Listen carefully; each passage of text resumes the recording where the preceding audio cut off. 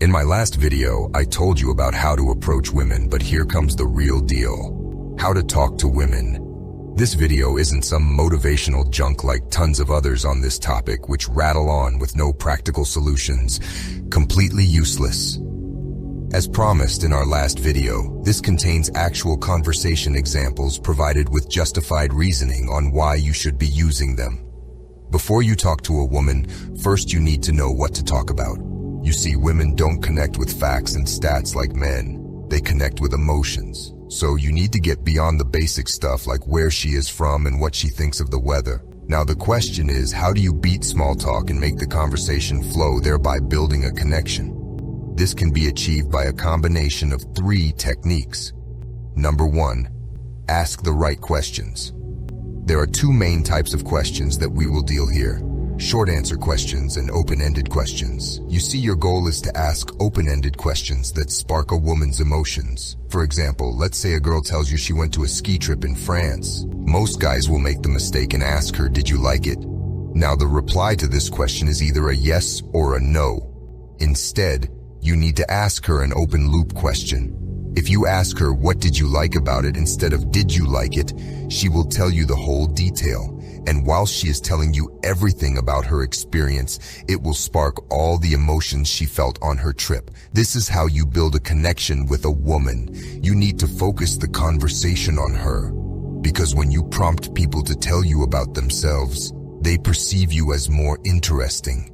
Scientists have found out that talking about ourselves activates the same pleasure centers of the brain that are associated with food and money.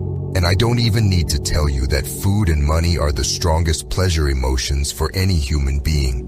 Therefore, you need to spark the same emotional nerve of a girl that is associated with food and money, and the way to do that is by getting her to talk about herself. If you ask too many short answer questions in a row, you will find yourself deep in an interview mode, leading nowhere. These are the questions that require one-word response. What do you study? Where are you from?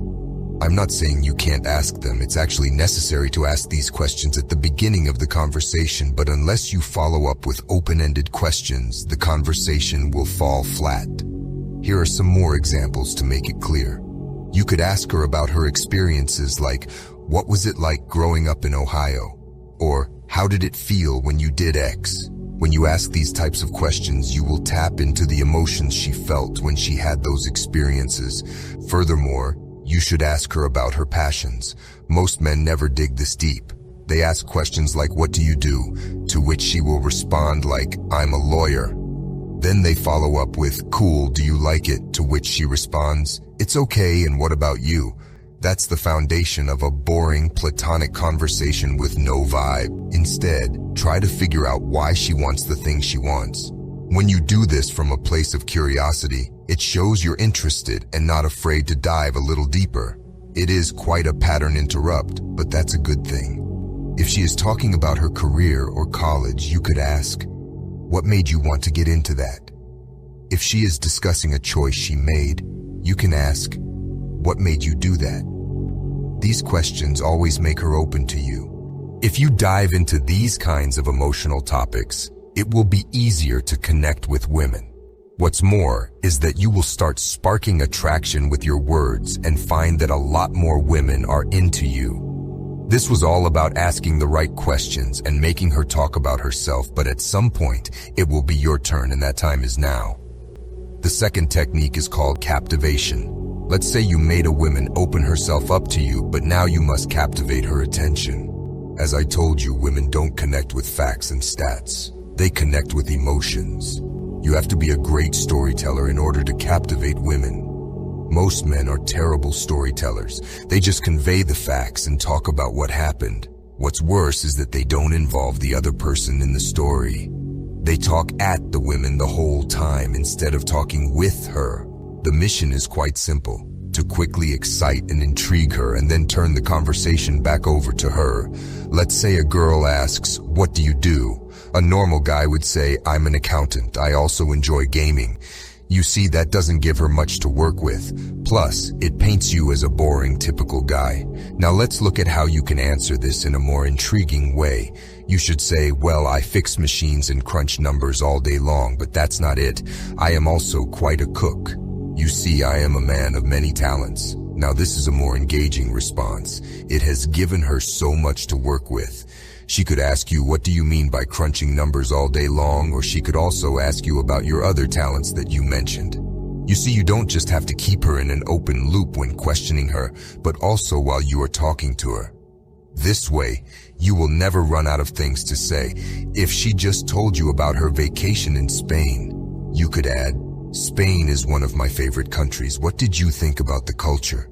Can you spot the open loops in this simple but effective question? First, you told her Spain is one of your favorite countries, which created an open loop in her mind because she will be curious to what other countries you have been to. But then you continue with an open-ended question asking her how did she find Spain's culture. You see, this just keeps the conversation flowing while sparking more and more emotions on both sides, as this is not small talk, but actual experiences connected to emotions. This takes us to the third and final technique, physical touch. Physical touch is crucial to establish a connection. You should be touching her early and often. According to behavior psychologists, touch increases a woman's compliance to a man's request. It was found out that women are more likely to give their number to men who touch them. Not only that, but women also viewed men who touched them as more dominant. However, you need to use physical touch the right way.